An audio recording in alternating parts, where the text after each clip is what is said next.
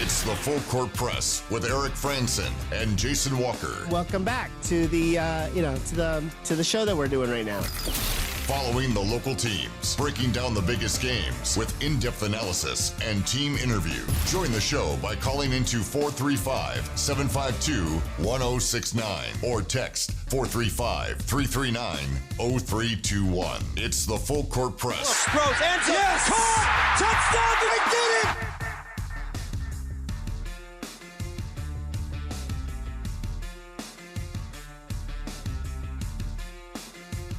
Good afternoon, everybody. Welcome on in. It's a Full Court Press. Eric Frandsen, Jason Walker on a Reaction Tuesday. Yeah, I can't do my Reaction Monday branding. Reaction Monday TM. +1. Yeah, it's Tuesday, but so we've got to make up a lot of time. We're going to be getting into some of we're not getting into our normal trend where we get a Reaction Monday, a Preview Tuesday, a whatever Wednesday, Prediction Thursday, and I don't know, something about Friday. I don't know. So we're going to have to pack a lot in here. So if you guys want to join the show via the Young Power Sports of Logan text line, 435-339-0321. We've got a whole host of things to react to from the weekend, from high school football, college football, volleyball. A lot to get into, all about the Aggies, all about Cache Valley High Schools.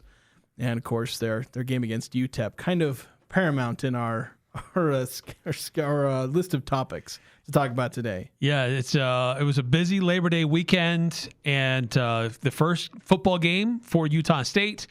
And want to get your reactions to that. We'll hear from the coach and some of the players. They had a press conference yesterday, and so we'll hear from them. We've got some clips put together from what they had to say about the UTEP win, and then preparing for Texas A&M. Then we'll reserve some of those comments for a little bit later on in the week.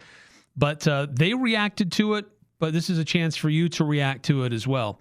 I think that let's do this. Let's get to a text that came in before the show. 9315 sending the image that I saw floating around over the weekend. It's that Anthony Garcia, when he was going in for the 2-point conversion and he got upended and added a few extra feet into the air. Yeah, that was kind of a weird decision to go for 2 there. I'm not sure I really fully understood it. Not that I really ever have too much of a problem with the team going for 2. I think teams should try that more often. But you would have gone up 27-10. And so that's 3 scores, 2 touchdowns and a field goal. There wasn't any need to kind of reset things. Because if a PAT would have put them at 26, well, I get going for 2 to maybe put you at 27. But to put you back at 28, that was a little weird. Yeah, but it looked fancy. Yeah, it looked fun. It looked fun. You pull out that swinging gate, which you tend to see more in high schools these days, but they pulled it out and then it was also kind of weird because Anthony Garcia basically did the stupid thing on that play. But because it was the stupid thing, it ended up being smart, if that makes sense. Because normally you can't just run straight at him because there's a bunch of guys that are typically huddled around there because you have no blockers. And it's you're not going to run straight there. You're going to run to either side and try to throw to somebody. So that's what the defense expects. So because you watch the play, he basically runs straight forward, and the defense is like, wait a minute, what is he doing? And by then it was too late. They couldn't stop him. So it was kind of weird. And then he did the dumbest thing, but by doing the dumbest thing, it was also the smartest thing to do on the play. There you go. Well, they've photoshopped him as he was flying through the air. He's got a blue sky behind him. He's over Old Main, and then there's also a flying Holstein cow below him. And then it says Garcia Airways take flight. Is he flying over the moon?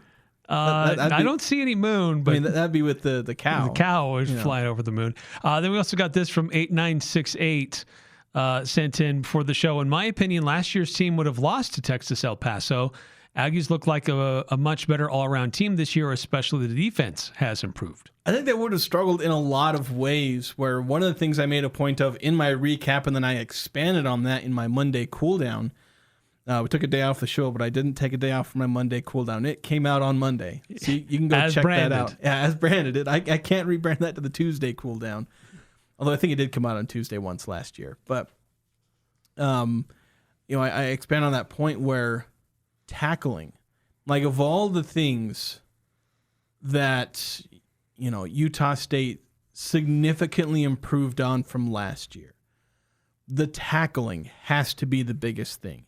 And mind you, I went and looked at Pro Football Focus, and they had the Aggies down for like 12 or 13 tackles, or missed tackles, excuse me, which is probably about on par with what they would have had last year. But I think as a team, their ability to, one guy might have missed a tackle, but when he did that, there were two other guys there to finish the job. So Noah Avenger, who I think was credited with like 4 missed tackles, he might have technically missed the tackle, but he was in a group of like 3 players that were already dragging him to the ground. So as a team, maybe individual missed tackles might have racked up, but with swarming to the ball, the thing that every defensive coach preaches, swarming to the ball, getting the guy to the ground one way or the other. If the one guy doesn't bring him down himself, he's slowing him up for his teammates to get there, and his teammates are not far behind.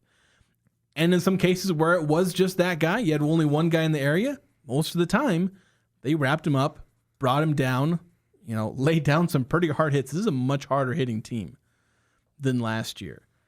But I think that's one of the biggest things. And it expands to a bunch of other stats like, yards after contact, whether or not UTEP got yards after the catch. We can maybe dig into that a little bit later. But we got to get through some other texts as well before I go on to more long rants, recapping my thoughts from the Monday cooldown.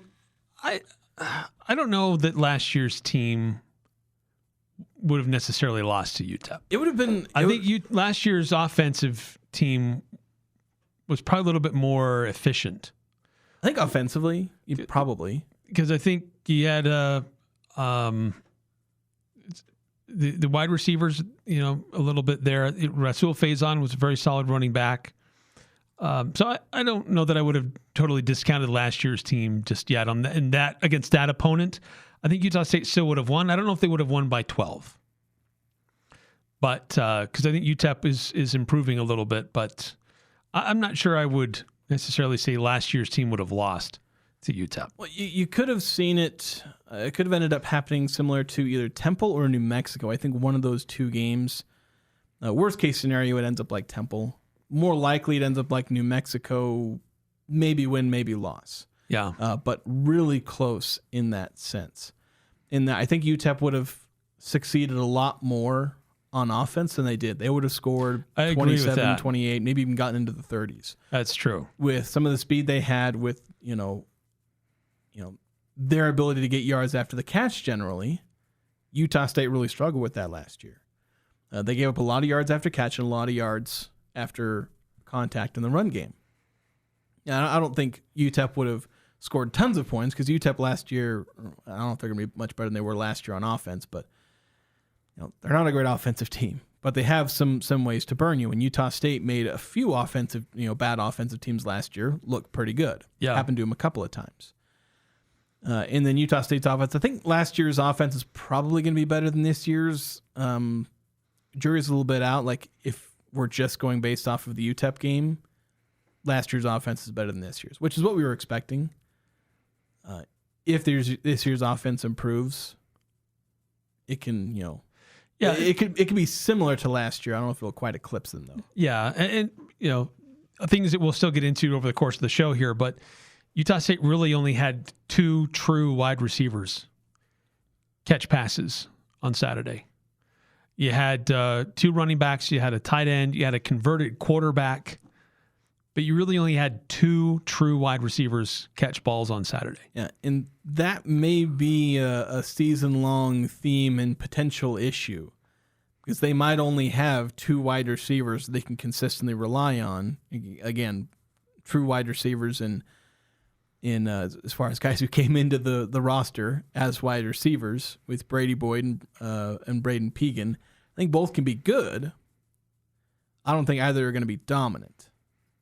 And then it's like, all right, can Anthony Garcia be a good wide receiver? And then do Miles Davis and Javen Jacobs keep, playing a ton of receiver? Jacobs played almost as much receiver as he did running back. Yeah. 21 snaps at running back, 16 at slot receiver. Like the dude basically played 2 positions. I don't think he got many targets, but you're going to see the Aggies have to get creative with who's catching the passes. A couple more texts coming in. I guess it's just one more right now. 9315. Can't believe all the saltiness by other fan bases about the Utah State win over UTEP. All glad to see them spotlight the USU rodeo team at the game and USU leaning in on their ag roots. Yeah, lean into who you are. I know there's some people that seem to hate the Holstein helmets, the battle cattle helmets. Yeah, we got a few of those texts in the post game, which was silly. And it's not just roots. I mean, this is who Utah State is. I mean, it's an agricultural college. Yeah. The ag college is the biggest part of what Utah State's about. It's a land-grant institution, agricultural research. It's a big deal about what Utah State is. It's also weird because I have a hunch that all these people that are saying, these helmets look dumb, they're the same people that are like, think a farmer. Without farms, like they're those same people that are constantly reminding everyone that farms, are the backbone of our food supply, which I mean, they're not lying, but it's like, you're so proud of farmers, but the second any of that is shown in your football team, suddenly you're embarrassed by it? Yeah, that's silly. And I don't know I'm unaware of this saltiness by other fan bases. Apparently I missed that on social media or wherever else it was happening. I didn't see it. And most people I can't comment on that. I think anyone that was an Aggie hater was just kind of staying quiet because it's just like, they beat UTEP. They were supposed to beat UTEP. They did it somewhat comfortably. You can nitpick it and say maybe they should have beat them by more, especially with how they were playing in the first half on offense. They really should have continued that and probably won this game like 35 or 38-16 instead of the 28-16 that they ended up winning by. But that's just kind of the way it was. And I went over some of that in the Monday Cool Down as well. And we'll go over that because there's some comments from Bronco Mendenhall, different reasons why things didn't go as well in the second half. Some of that was just the way they called the game. Right. So let's get into some of this, the good, the bad, the ugly, or whatever, or indifferent. I don't know if there was really any ugly in this game, at least from Utah State's perspective. Like, what would you describe as ugly in this game? Maybe the pass protection, giving up 6 sacks. Yeah. But that's why I don't know if I'd call that ugly, because some of that there were reasons for. It was mostly just bad, but it was and it's more just like, bad than it was ugly. Yeah, and it's fixable because the biggest worry with that was like, okay, is your offensive line just incompetent, or is it schematic? Is it, And I went back and I looked at every single one of the sacks, and I was like, yeah, some of these guys just got beat. I showcased one of those clips, and then there were others where it was like, they just didn't know what the blocking scheme was, and they just let somebody go, or they didn't see a blitz coming. So there were, a variety of reasons, and Bronco talked about this. There are a variety of reasons that these sacks happened, and basically all of them happened at some point in the game. The sacks that came were multifaceted and really about, there's all different kinds of ways the quarterback gets sacked. Sometimes it's timing, rhythm, and decision-making by the quarterback, and so we had some of that. Sometimes it's communication between the offensive front. We had some of that. Sometimes it's the coordination between the front and the running back. We had some of that. And sometimes it's just technical where someone does beat us and the ball's not delivered in time. And so each of those manifest at some level, and great feedback for us, things we can certainly work on. And there was enough of each of those where I can't say it's any one thing, but certainly an area to improve. Yeah, a variety of different things that contributed. And part of that, Bryson Barnes holding onto the ball too long, or Bryson Barnes not being willing to throw the ball into a tight window to risk throwing an interception, rather hang on to it for just a little bit longer to see if something opens up, but takes the sack instead. Yeah, again, it was just about every kind of sack you can think of. A coverage sack, quarterback holding onto the ball too long when he should have thrown it, as opposed to coverage when nobody's open. I was like, well, what do I do at this point? Offensive line getting beat, offensive line not, and just the whole coverage unit, because that includes the running backs and tight ends even, them not picking, like, just any way you can imagine a sack happened, that happened. There weren't too many repeat offenders as to the way sacks happened. So, and most of those are things you can work on. You can coach things with quarterbacks. Okay, we got to make sure we get this, get the ball out. If you don't like the matchup and you think maybe the window's too tight, just, maybe overthrow your receiver a little bit, just kind of a soft throw out of bounds. put it out of reach of everybody, but not so much that it's intentional grounding. So you can kind of stealthily do that. Work on the film with the offensive line and running backs. Okay, when you see this, and when we audible this, and especially it's going to be important when you're playing at Kyle Field, you got to know what the protection is because it's going to be hard to communicate between each other. So you got to be on point with that. What you see in being able to communicate verbally or non-verbally, what the protection is and who's got who or who's got what, zone you're looking for as far as where guys may come from. Don't get beat by stunts. There were a couple of those where a guy would just stunt. Defensive end and defensive tackle kind of swap, then you can't cover them. So all these different things, a lot of them can be coached. It's not just that Utah State just got bullied and were worse than UTEP's defensive line. A lot of it is things that they can coach and get better at. And on top of that, you've also got a guy coming back. You've got Tavo Motuapawaka coming back, where he's going to make the offensive line better, where he wasn't able to play this last game. And I don't know if they said what the injury was, but you had a sophomore in there instead at right guard. But Tavo, who he didn't play last year because of injury, he didn't play this last game because of injury, but he has like 8 or 9 starts at right guard, which I think he did as like a redshirt freshman. But he was able to play that. He earned that spot, and a couple years down the line, he's the guy that's going to add experience and ability. Tavo, he certainly makes a difference, experience, but also capacity and capability. Had practiced all fall camp, and we expect to have him back. Again, I can't go further than that, but that's our expectation, and that'll make a real helpful difference for us in terms of chemistry, coordination, and the ability component of our offensive front. So we're looking forward to having him back in the lineup. Yeah, anytime you have a chance to have an experienced, more skilled person in your lineup, and then they're not there, that just means somebody less experienced, less skilled is filling in, which can be prone to making mistakes or not quite as efficient. And part of that is what happened on Saturday. And Tavo, he's the guy that was playing with the team in fall camp, so it's not like there's a lack of chemistry because he was there, and then suddenly for game 1 he wasn't able to be there. So it's not like they're going to have to work with chemistry with the guy who wasn't there in fall camp, and you're only plugging him in because he's maybe the best option. He is the best option for chemistry and for ability at this time for the Aggies at right guard. Yeah, let's get back to the Young Power Sports of Logan text line, 7241, texting in, you could maybe say our third down conversion rate was ugly, but other than that, they looked really decent. Yeah, third down conversions, what were they, 2 of 12? Yeah, that was not pretty, especially in the second half. That offense just really stalled. Yeah, I think the only thing that would make it not ugly is I didn't realize they were that bad. Like, it didn't feel like they were really that bad on third downs because it wasn't really affecting their offense in the first half. You score 20 points in a half, you're happy with that. Right.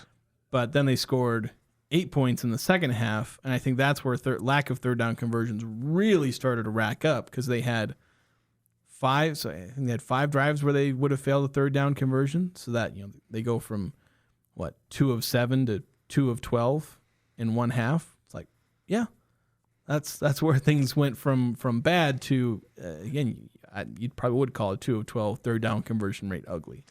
Yeah, and there was a stretch there in the second half where Bryson Barnes threw 6 out of 7 passes that didn't get completed. And so whatever he was doing just wasn't effective. Part of that, you have to give some credit to UTEP for adjustments they made. But the offense in the second half was not nearly as effective, and Coach Mendenhall did touch on that and touch briefly on the third down conversion rates as well. When we had a 3-score lead, certainly we were going to be more conservative, not conservative, but more conservative. And as UTEP sensed that, they played more and more and more aggressive. And the combination of that, we didn't really take then an opportunity to exploit their aggressiveness and thought that we could methodically and just routinely move the chains, score, but also separate from them. So we didn't execute quite well enough, especially on third down. And that ended up being the primary difference of half 2 to half 1. They were more aggressive. We were slightly more conservative. we believed that we could be consistent on third down. We weren't. And that's really what happened. Yeah, and in that second half, because obviously they may have gone a little bit conservative, but I feel like as much as you can credit UTEP for maybe some adjustments, I feel like most of Utah State's second half offensive issues were kind of self-inflicted. More so than they really should be, because sometimes you're going to have drives that are killed by your own mistakes. You make a mistake on first down, or you get a penalty, or you get a sack, and that might kill a drive. But, you know, when I was going back through the second half and looking at those drives, they had basically 5 failed drives that you key in on. Because the first drive of the second half, they scored a touchdown. They went 93 yards. Mind you, 30 of that was on 2 penalties. But still, you go 63 yards to eventually get a touchdown. And then the final drive of the half, they just ran the clock out. And they were ultimately successful in that because they held the ball last, were able to kneel out the clock.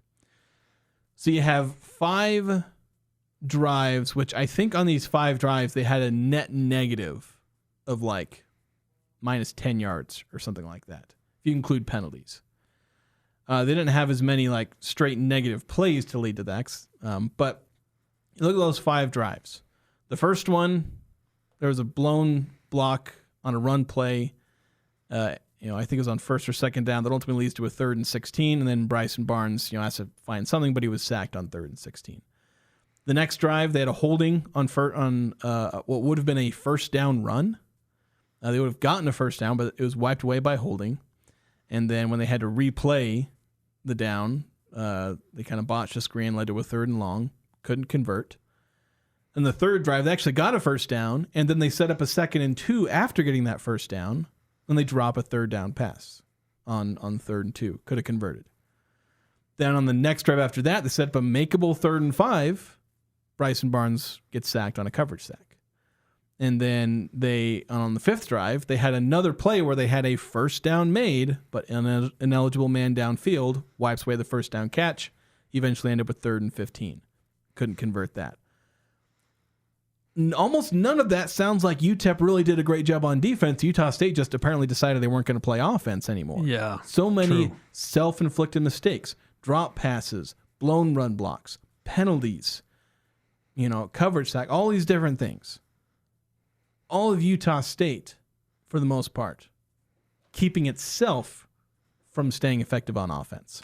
We'll get into more of that. Continue to get your texts as well. And what did you think was the good, the bad, or the ugly in the game?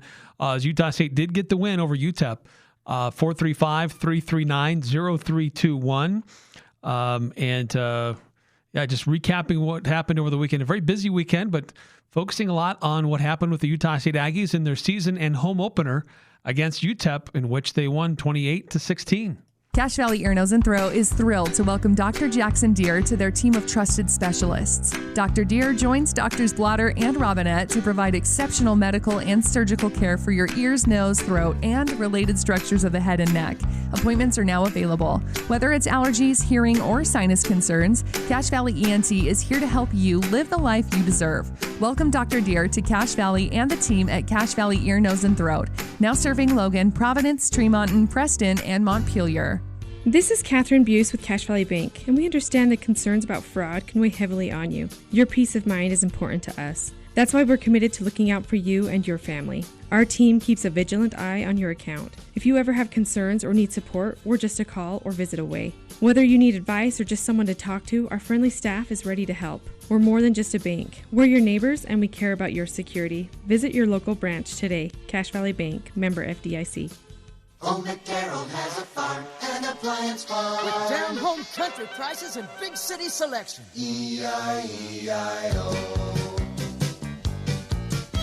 When you're looking for a friendly spot to drive a little and save a lot, hey, Old McDarrell has a farm, an appliance farm. Darrell's Appliance. Low overhead, but lots of country charm. See Darrell's Appliance in beautiful downtown Benson.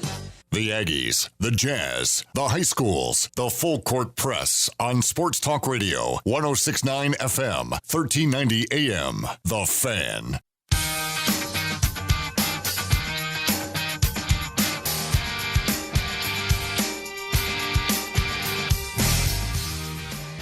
Young Power Sports of Logan sponsors our text line, but also a reminder that they've got this great big service department for motorcycles, side-by-sides, four-wheelers, and more. They've got an extensive parts department, and again, that the largest service center for power sports that's located in South Logan, and they sponsor our text line, 435-339-0321. Recapping what happened over the weekend, focusing a lot right now on Utah State football, but eventually we will get into high school football because some games were blowouts, others were very exciting. So we had a little bit of everything on Friday last week, and we will be calling for the Old Gristmill bread and butter play of the game from the Skyview football game Friday as they took on Spanish Fork. Stay tuned. That is coming up later this hour, so stay tuned for that. And when we call for that, be the first one to call in to the studio at our new studio line, 435-994-8326. And again, don't text it in because it's on a phone call. You have to call in. Yeah, and call in about 10, 15 minutes is about when we're going to be calling it in. So. Yes, so stay tuned for that. 435-994-8326, the Skyview bread and butter play of the game. But let's get back to our Young Power Sports of Logan text line as recapping the Saturday game for Utah State. 5452. I think I would call them multiple ineligible receiver downfield penalties and formation penalties on punts bad and ugly. Need to clean those mistakes up. Yeah, and I think the positive is it was mostly just on a couple of special teams, a couple illegal formation on special teams. I think one delay of game, a lot of procedural penalties, and those are the things that you can trim those up. The ineligible man downfield again. That's coach him up. So I think they can figure that out. The penalties overall, that really started to stack up a little bit. That really hurt them in a couple of cases. I mean, in one case they pretty much had UTEP stopped and they got called for roughing the passer, which was a bit of an iffy call, but Utah State did also get benefit of the doubt on that Miles Davis 58-yard run, where I think everyone except the referees thought he stepped out of bounds. Right, yes. So I guess it goes both ways. UTEP got a touchdown because they got first and goal from the one they punched in. They might have gone for it on fourth down anyway. And if they'd have done the same thing, they would have scored because they scored on basically that same distance. So maybe it really didn't change anything, but there were still some penalties that hurt the Aggies. I don't think it killed them. But it did obviously impact their second half, where two drives were severely impacted by penalties that took away first downs or made first down pretty rough. And I asked Coach about the penalty issue with his team. He kind of addressed it after the game as well to some degree, but I asked a follow-up on that on Monday. Relatively clean first half as far as penalties, but then they certainly stacked up in the second half. Was that just a lot of new guys on the field, or how would you assess that, and how are you addressing that? Yeah, I don't think so. 5 of which were special teams. And so that was one of the things that I didn't pick up on that as clearly during the game, is that they were happening more in special teams. And so, besides the mindset and how we were covering the kicks, the precision prior to kicking or punting the ball, or some of the executional things that they need to be cleaned up. And so really the penalties, anything that happens in the game usually reflects preparation. And so we were a little bit light maybe on the operational side of some of the kicking game. Well, the funny thing is that on another question, you talk about how special teams, you talk about how many penalties they had on special teams. And Bronco talked about how special teams largely was actually, pretty decent when you look at all different sectors of the game. Yeah. In order, Tanner did a really nice job. I think the first field goal was a 49-yarder, and to start the season and for him in particular, great momentum and confidence builder. Our punting was, and Landon did a really nice job. Our net punt, I think, was exceptional. Most of UTEP's drives, I think on average from the middle of the third quarter on, their average starting field position, I think, was the 13-yard line coming out, their own 13. So we were playing complementary football while we weren't picking up third downs. We were punting and pinning, and we were playing good defense. So there was a complementary approach to how we were playing, which ended up yielding the win. We would have loved to have more third down conversions, but Landon's punting was really helpful in just terms of how we finished the game. And I would actually add Zach in terms of our kickoffs, other than the first that was out of bounds, which I think is, and when you come home off a mission and you put on the pads and it's your first home football game and the first college game, I probably would have kicked it out of bounds too. And then he did a really nice job. He recovered fast. Yeah. I mean, Utah State player credited with the Mountain West Special Teams Player of the Week. Yeah, Tanner Rinker you got the 49-yarder and the, what was it, 30-something? Or you had two field goals. I still forget what two field goals. Both look good. It looks like he has several extra points. Yeah, looks like he's got the leg to be a pretty reliable kicker. And they had a couple kickers who seemed to battle. I think we had the other kicker on the roster in our top 25 honorable mention. Landon Rico? No, he's a punter. Oh, the kicker. The other place kicker. Because I think I put the guy. I think on my ballot I put the guy I thought who was gonna. I suddenly forget his name, so maybe I'm off. But then Landon, he had some pretty good punts, some booming punts. It wasn't flawless, but like their punting game was overall good.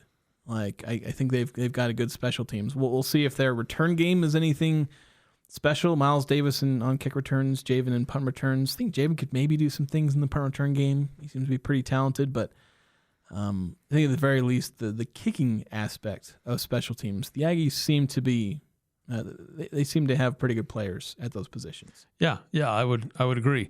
9315, a couple of the texts.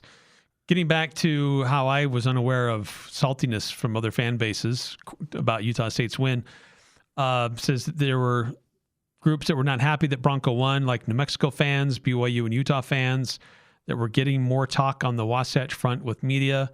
And then this USU team reminds me of a Utah team with the emphasis on great defense, and same with the offense, and using the TD more in passing and rushing. It maybe meant the tight end more in passing and rushing. Yeah, I think they use the tight end more like in their formations. Didn't pass him as much. Mind you, they went on routes a lot. Like I saw Brock Lane running routes quite a bit. Usually they were short, kind of security blanket routes. I don't know if they're the greatest for, kind of routes for Josh Sturzer or Brock Lane to run, because they're basically running along the line of scrimmage and are kind of a last resort. And at that point, Bryson was just as likely to run it as he was to throw it to those guys.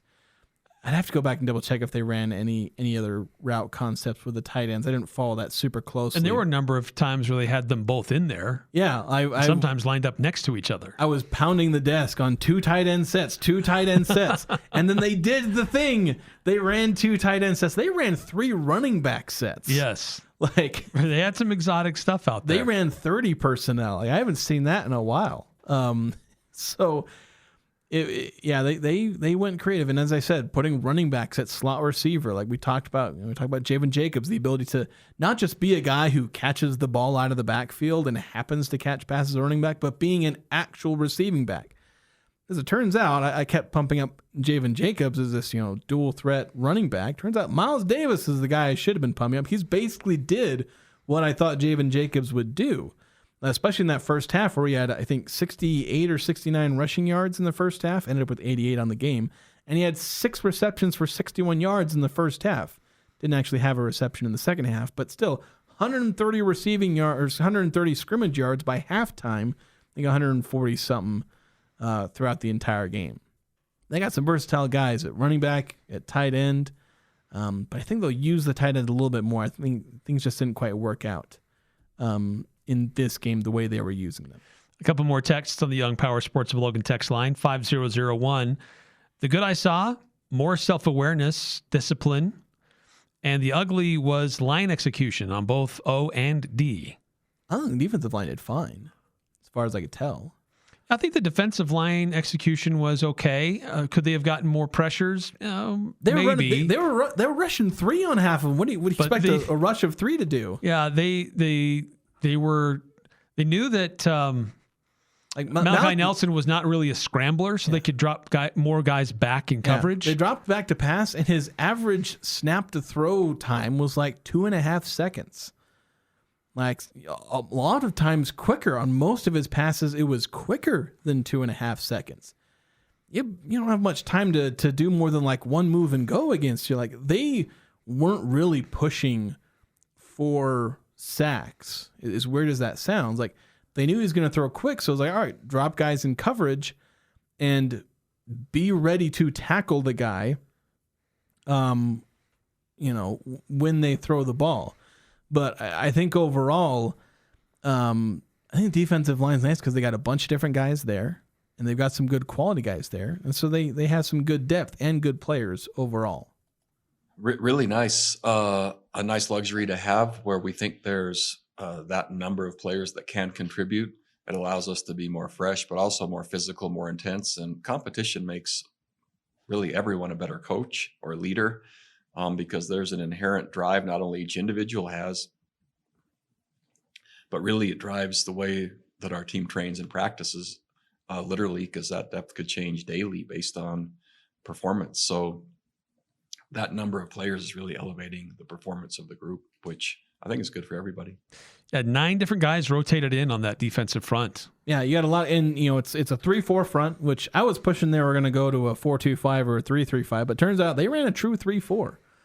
I guess teams aren't moving to those formations entirely, but they ran a 3-4, and so you have your nose tackle with Gabe Iniguez going back to playing nose tackle the way he did more of at New Mexico State, and then you have guys like Bo Miley and I'm suddenly spacing the name of every single Will Holmes. Yeah, Will Holmes. Well, he was more of a stand-up linebacker, I think. Because him and last year, and this year too, I think, or because I think he was listed at one of the linebacker positions, and so you have basically your 2 defensive ends, who essentially function as kind of defensive tackles, but they're maybe split out a little more wide than defensive tackles in a 4-3. Then you have your nose tackle, and then you have your 2 stand-up edge rushers, and you rush one of them. It's that's the thing about the 3-4 is you don't know which. You have 5 guys potentially on the line and only 4 of them are coming, or in some cases only 3 came, because again they were dropping 8 and rushing 3, knowing Nelson was going to throw it too fast for anyone to get to him, and so they were going to let him complete a pass. Because I think of passes that were thrown within 9 yards of the line of scrimmage, I think he completed like 17 of 18. The Aggies didn't really try and put pressure on him to miss those throws. They let him complete all those passes, but they didn't let him get yards after the catch. I think they had like 61 yards after the catch the entire game. Yeah, in total. And the Aggies were regularly giving up like 140 yards after catch in games last year. They made sure to tackle it. So yeah, sure, they only got 2 sacks, but they were both like, once UTEP started having to push things a little more, stand in the pocket a little longer, throw some longer routes, the Aggies got 2 sacks in the second half when UTEP started having to push it. 2 sacks after the Aggies had gone up 28-10. So when UTEP had to start pushing it, Utah State started putting on the pressure in the pass rush and got to Malachi Nelson. So I know the defensive line didn't stand out statistically and maybe didn't make a ton of plays, but I think in terms of what the front 7 did overall as an entire unit, they were greatly improved from last year. Right. Yes. I liked what I liked what I'm seeing, that there's a path. It looks like there's this is a team that's getting better with some of the issues that really plagued last year's team with their run defense. Another quick text before we ask for the bread and butter play of the game. 3513 texting in. Aggie game was a great foundational first game. They played with urgency and heart while being controlled and avoided dumb penalties, although special teams struggled with penalties. Feel the schemes and coaching put the players in position to make plays. They also overcame some adversity, and overall, with not knowing what to expect, I personally am really excited about the team and direction of the program. I think you should. I think, I think Bronco Mendenhall is something he said. I don't think I have the cut from after the game when he said this, but like I put it in the Monday cool down where it was here. I'll just read the quote since we don't have the audio. But he said, our team is tough, our team is resilient, our team is not polished, we're not finished, we're not complete, but we're willing, and that's a great starting point. They set a good starting point in this game. Things to work on, but overall, this team has a good positive trajectory. You can see the talent and capability on defense, and you saw it the whole game. The offense sputtered a bit in the second half, but a lot of that was self-inflicted. You can see the talent at some of these positions, and they're getting slightly healthier, especially on the offensive line on offense. So they should be able to be even better than they were against UTEP on offense. So those are some things to be excited about and to look forward to the rest of the season. Yeah. All right, we've got to take another time out here in the Full Court Press, but we want to give away some bread. So if you know what the Old Grist Mill bread and butter play of the game was for Skyview football on Friday night, call us now at 435-994-8326. And if you won it last week, don't call in because you got to wait a little while. But we want to make sure we give this away and spread around the love. So if you know what that play was for the Skyview broadcast, it was heard here on The Fan Friday night. Call us now at 435-994-8326. This is Jordan with Primrose Home Care and Hospice. When it comes to home care, it's important for you to know you do have a choice. If you or a loved one is in need of home care services, remember Primrose Home Care and Hospice believes in treating the patient, not the problem. We work directly with you and your doctor to create a health plan that's catered to your needs. Our team is devoted to providing options in the freedom and safety of your own home. Call for a free home safety evaluation, 787-1369, and visit primrosecare.com. Primrose Home Care and Hospice. We're your home team. At Mountain Valley Heating and Air, it's more than just service. They provide top-quality installations for both residential and commercial spaces. So you're not just getting equipment, you're getting a whole team of professionals dedicated to making sure you and your family truly feel the love. Whether it's a brand new installation or replacing an old system, trust the experts who care. Feel the love with Mountain Valley Heating and Air. That's mtnvalleyhvac.com.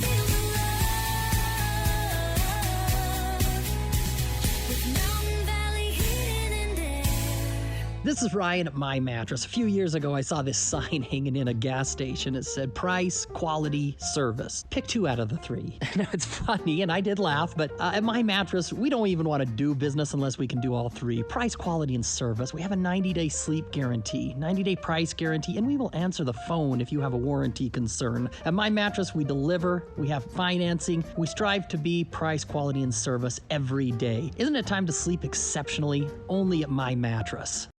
New news from the Riverwoods Conference Center. All-inclusive pricing is now available for every occasion. Imagine your dream wedding, your daughter's quinceañera, corporate retreats, family parties, business conferences, or expos. Whether you're searching for a small private area, a breathtaking outdoor reception by the river, or an event that accommodates up to 2,000 people, the Riverwoods Conference Center makes event planning effortless with its perfect combination of beauty, service, catering, and now all-inclusive pricing. Visit theriverwoods.com or call 750-5151 for more information today.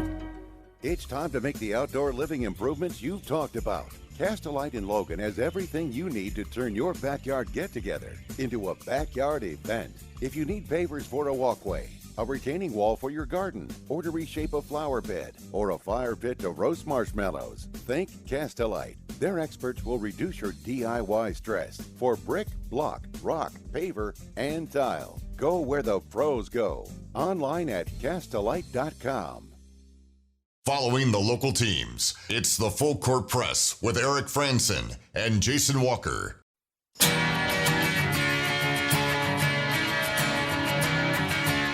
Cache Valley's biggest garage sale is coming up on Saturday at the Eccles Ice Arena parking lot. Going to be a lot of different people selling their stuff there. There's still some room if you want to try to get a booth. Just go to CacheValleyGarageSale.com, or if you just want details about what's going on and how you can participate, come check out some great deals. It'll be this Saturday at the Eccles Ice Arena parking lot, and more details at CacheValleyGarageSale.com. Well, we put out a call to see if people could correctly identify the Skyview Old Grist Mill bread and butter play of the game. And congratulations to Neil Murray. He got it right. And it was an exciting moment. Very good reason for this to be the bread and butter play of the game. And this is how it played out on Friday night with Hurricane John Newbold and Kaysen Carlson on the call. So here we go. First and goal at the 10 to the south end zone. 12.9 on the clock. Skyview leads by 3, but Spanish Fork first and goal at the 10. Back to pass. Warren still rolling out. He throws. Picked off. It's picked off. He tried to throw it away, and Skyview picks it off. Who was it? I couldn't tell. It looked like number 0, Zach or Andrew Oxborough. I could be wrong. He was not wrong. That was, in fact, Andrew Oxborough. And that was the deciding play of the game. You know, Spanish Fork is driving. There was a penalty on Skyview, which gave Spanish Fork extra set of downs. They're inside the 10. And the clock is winding down. They're knocking on the door. They just need a field goal to win the game, but they've got time. Might as well try to go for a full touchdown, and then throwing it away on the sideline. But Oxborough snags it out of the air to get the interception and secure the win for Skyview. Yeah, exciting finish for the Bobcats who needed a win. Yes, they needed a win against a good team too. Spanish reigning 4A champs. Yeah, so get yourself a good win. Get yourself on a good path. Heading into region play, which I believe starts this week. Yes, it does. Start region play. Yeah. So yeah, it's going to be. It's a nice little turnaround for Skyview, not having to be like, oh, we played a tough schedule and we lost 3, but we're going to do good in region play. Like, no, start playing better before region play. Right. And Skyview definitely showed that. Yes. So congratulations once again to Neil Murray. He correctly identified the play, what happened, and when, and so now he's going to get some free bread from the old grist mill. Yeah, and so we'll be doing this every week. So keep calling in. We're working through some kinks with our phone line, but we've got the phone line up. That's the important thing. Yes. So call, and if we don't immediately pick up, just hang tight, let it ring calling through, or just keep calling. Keep calling. You'll have good odds that we'll get to you. But once again, we're kind of recapping a busy weekend. And a big win for Utah State, just getting the season started on the right foot. Yes, it had some warts. There, not all of it was glamorous. There's some issues that this team needs to work on for sure. But they got the win, and they won by double digits. They held the opponents under 20 points. And there were some real positives that you can take away from Utah State. Yeah, there definitely are. I want to get to 2974. I think it summed it up pretty well. 2947. Oh, 2947, excuse me. So thoughts are our team is not great, but we're okay. But we're growing and headed in the right direction, which is perhaps the most important thing. Bronco is showing promise. We have to give it a season or two to develop. I imagine we'll have a 500 season or perhaps a couple wins over 500. Next week will be ugly, but we will learn from it and get a $1.6 million check. So let's do it. Yeah, but I think that's the key. Like Utah State, they're not great. To be honest. Nobody in the Mountain West might be great this year, but yeah, like beating UTEP by 12 is not a marquee win. It is not something to be over the moon about. It is not something to be parading around like suddenly Utah State is back. But it is a starting point. Again, that's the key. It's what Bronco said. It was kind of it's been of a theme. We've been hyping it up a lot, so hopefully we're not giving the impression that Utah State's suddenly going to be an 8 or 9 win team. But that's a game that could have gone a lot worse. Like last week we were talking like, hey, this is a game that Utah State could lose. They could lose this game if they're not playing well. And so like for Utah State to be somewhat relatively back, you beat a bad team. And sure, you didn't beat them as badly as you should have. If Utah State ends up being a 7-8 win team, you probably should have beat UTEP by more. But it's first week of the season. And a lot of the mistakes and issues that you saw from Utah State are coachable things. Penalties, being a little more conservative. You can almost hear between the lines of what Bronco's saying where he didn't really say it outright, but kind of implying that the coaching staff wasn't on point either. Yeah. With being conservative and with getting, special teams ready. Yep. So there are some improvements for the coaching staff to make along with the players. And so long as they do those things, then this team should be trending toward the right side of bowl eligibility, as opposed to what most national outlets have the Aggies just on the wrong side of bowl eligibility. Which reminds me, I should have checked all the bowl projections that came out over the weekend because they had those on the Monday. Week 2 bowl projections. Like, is Utah State on there now? They may or may not. They may or may not. Before we hit another timeout, this is some of Bronco's thoughts about how his team handled the season opener, also related to his coaching staff too. Man, I think that was one of the things I was most gratified about.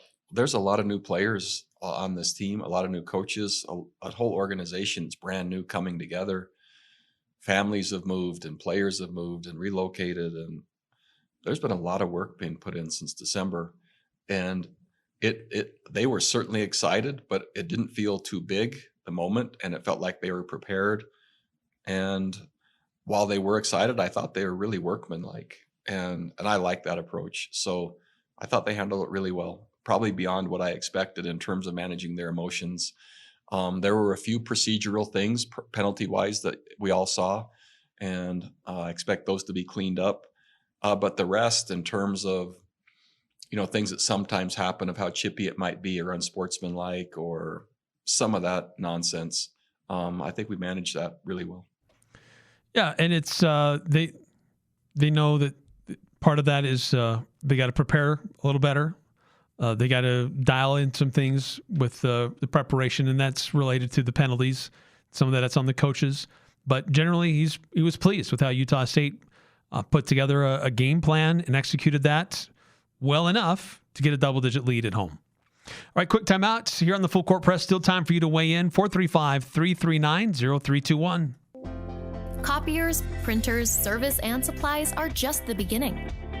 Les Olson IT is the premier source for your business's structured cabling, IT, software, telephones, and security systems. We partner with you to find the ideal solution to all of your office technology needs. Tell us your goals and we'll get you there. Find out more at lesolson.com. Les Olson IT. Hi, this is Ashley with LSS Insurance. Medicare can seem complicated, but it doesn't have to be. Let us help. We'll answer all your questions and get you specific information that fits your needs. Medicare is not one size fits all. We'll help you find the right coverage for you. Call 752-9493. You can ignore the TV and the junk mail. We'll get you the exact information you need. We will help you access the benefits that are important to you. Call LSS Insurance at 752-9493. The Aggies are number one here. The Full Court Press. Connect with us on Facebook, Twitter, and online at 1069thefan.com.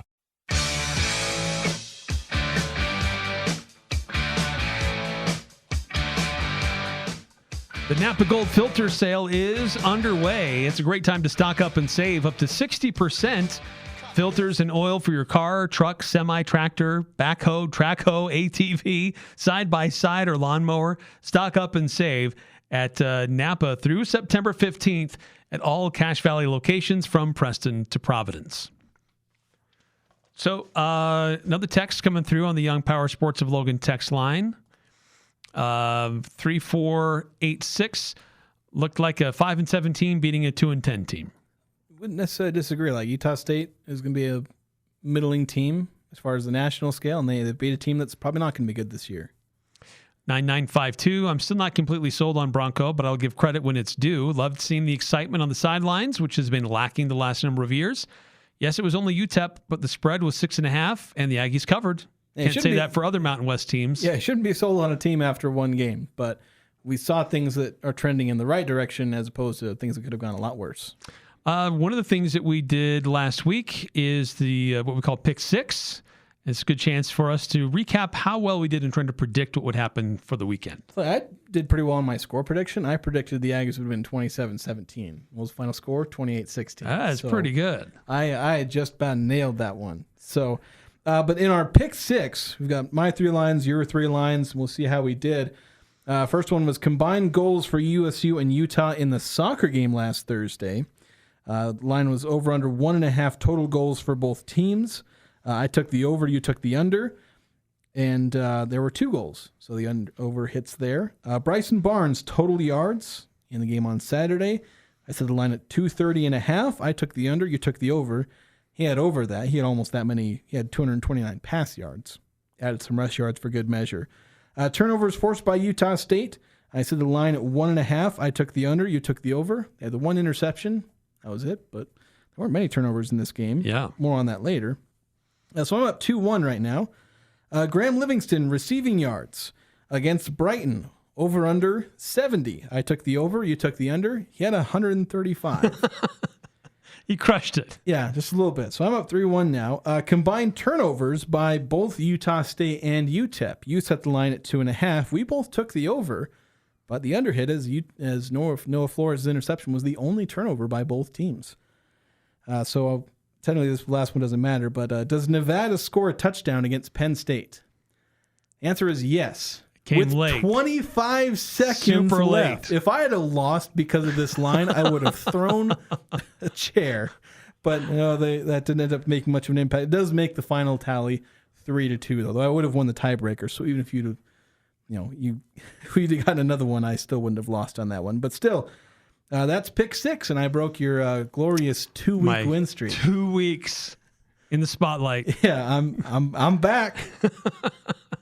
Better watch out. The dominance begins. So that's pick 6. We try to predict what will happen on Thursdays, looking ahead to the weekend. Stick around. A lot more to discuss here on the Full Court Press right after Dan Patrick. Noise. The Bears and their GM Ryan Poles have taken plenty of heat for their inability to consistently put a winning product on the field. And yes, some of the criticism is valid. But to fully understand where the Bears are now, you have to remember where they started. Poles took over in 2022. Chicago had the most dead cap space in the NFL, a crippling number that made roster building nearly impossible. Fast forward to 2025, and the picture looks very different. The Bears now boast what was once considered a generational quarterback prospect, a retooled offensive line, and a collection of promising young weapons. On top of that, they flipped the script financially, owning the least amount of dead cap in the league. Pair all of that together with a new head coach, praised for his innovative offensive approach, and the foundation finally looks stable. There have been misses and setbacks, no doubt. But when you compare 2022 to today, the Bears have come a long, long way. I'm Dan Patrick, and this is Above the Noise. The problem with most security systems is they only take action once somebody breaks in.